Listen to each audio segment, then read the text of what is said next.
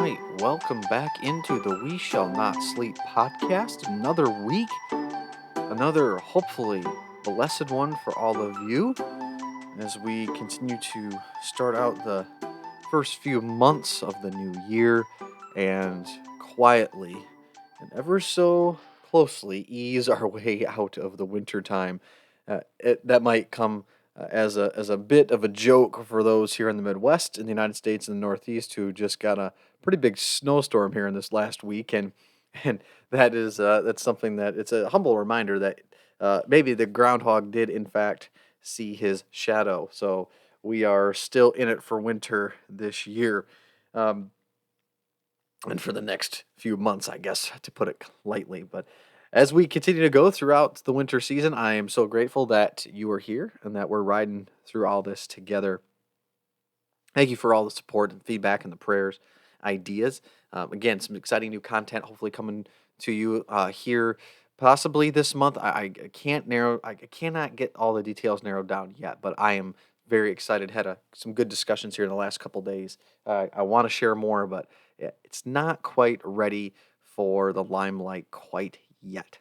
But anyway, thank you very much for that and your patience. And I also just want to give a shout out to SoundCloud. Thank you so much for hosting us so graciously. Thank you to our YouTube channel, Facebook page, where you can look us up, find updates, any important things there. Also, if you ever want to send in a question or feedback or offer a review or or just sort of criticism, you can email us at wsnspodcast@gmail.com. Okie dokie. So I was talking with one of my good friends, Pastor Adam Deckard, friend of the show and D group member, and this was just a few days ago, and I was talking with him just about life and just as friends do, and then we started on some deeper spiritual topics, and one of the things that we talked about was how sometimes people are very weary of silence, of the quiet times, or maybe what I'd like to say more plainly is just rest. And we know that Bible verse is used a lot in Matthew chapter 11, verses 28 through 30. Come to me, all you who are weary and burdened, I will give you rest. Take my yoke upon you and learn from me, for I am gentle and humble in heart, and you will find rest for your souls. For my yoke is easy and my burden is light. And we like to apply that to many different areas of our lives. And I get that because there's a difference between sleeping, because you can sleep and then still be tired. You can be emotionally drained, spiritually drained. You can go through a lot of trauma, have enough sleep, and you feel as if your soul is burdened with something so heavy you cannot possibly carry it. Well, I'm just wondering sometimes in our country, our nation here, we are so quick to fill our lives up with so many things, right? We're so quick to fill our lives up with noise. Whether it's we're getting home from work, we watch TV, we watch Netflix, any streaming show, go to the movies, we play video games, we read a book, we do a board game or a puzzle, we get turn on YouTube, something, right? There's always something going on. And one of the things that I'm been careful about is where what do we do with our quiet times? Do we sit, think, and pray, meditate? Do we read our Bibles? Are we afraid of slowing down because we might have to face our inner demons? We might have to be human for a second, so to speak. That we must face what's been plaguing us.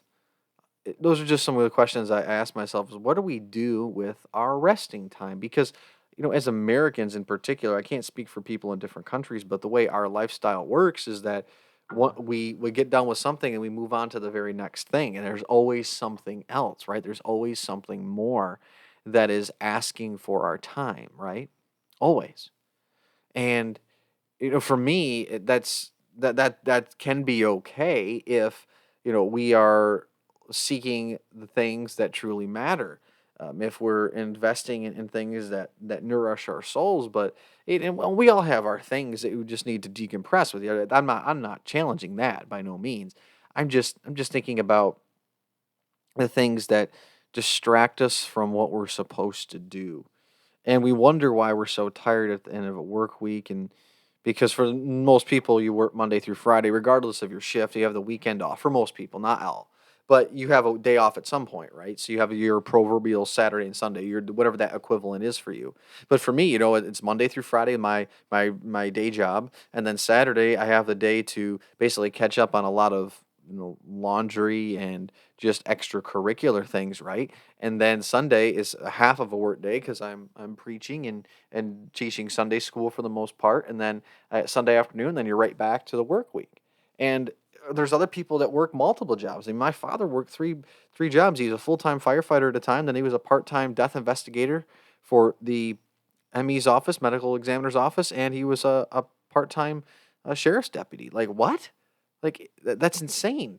So what do you do? And you have a family on top of that. So there's a lot of people who work multiple jobs, have kids and a family. So where are you supposed to rest if you're responsible for other people as well, right? When are you supposed to have your quiet time before the Lord and to seek that rest for your soul? Because a lot of us power through with the assistance of some whether it's medication through caffeine or an energy drink or something where we find ourselves needing something to keep us going, and maybe we can get 4 hours of sleep and then get up and just power through, right? But at the same time, yet we're never tired. No matter if you get 10 hours of sleep or 4 hours of sleep, we're never fully satisfied because sometimes our spiritual life is out of whack. And I'm just wondering if how busy we have to be, right, in our lives is really a product of that's exactly what Satan wants. He wants us distracted. He wants us constantly busy because even if you come home from work and you can eat dinner with your family, there might be sports, right? There's something else that you got to run to, and you're constantly running. And by the time you can get back, I mean, if you spend time with your spouse or your other significant others, because it's now 10 o'clock, you put your kids down to bed. Now you're tired because you got to get up at 4 a.m. or 5 a.m. and start the whole day over again, and you never really get a chance to do anything. And then on Sunday mornings, depending on how you're feeling, you don't make it to church because you're not feeling well because you're run down at that point, and it's the one day you can kind of sleep in, so you take advantage of that so you're not completely exhausted for Monday. You see how that works? So, what are we finding our rest in? What do we define as rest? Is rest just another word for sleep?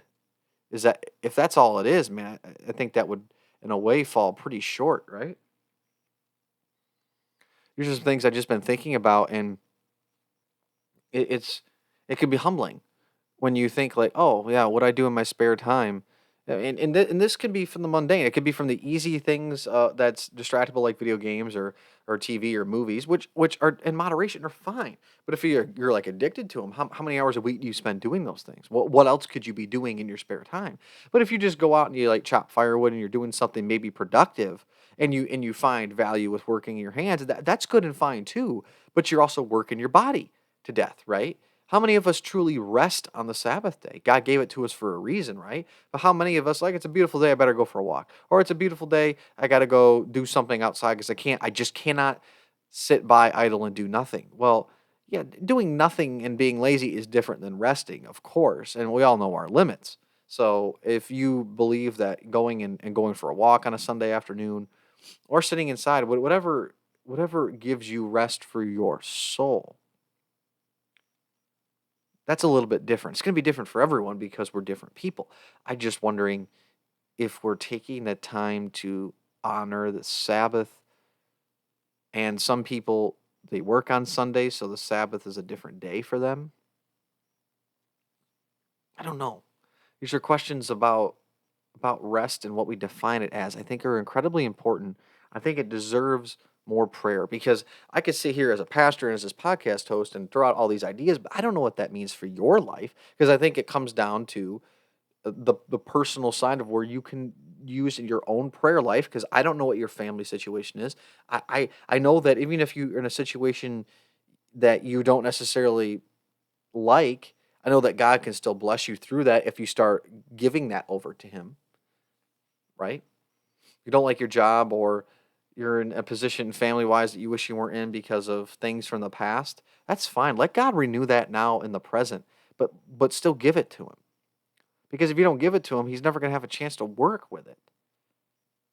And maybe in that you might find some rest and some peace.